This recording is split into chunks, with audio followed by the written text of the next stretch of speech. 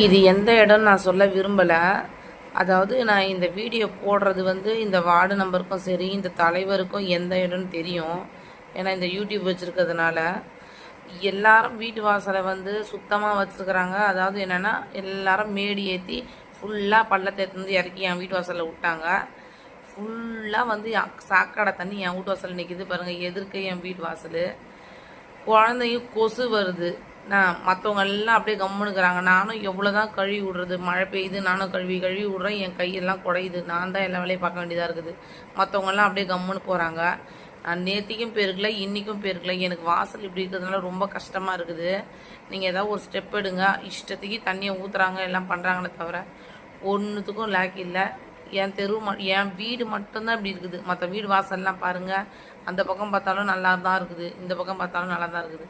என் வீட்டு வாசலில் நடு சென்டரில் நிற்கிது தண்ணி. இது என்ன செய்யுது நீங்களே முடிவு பண்ணுங்க.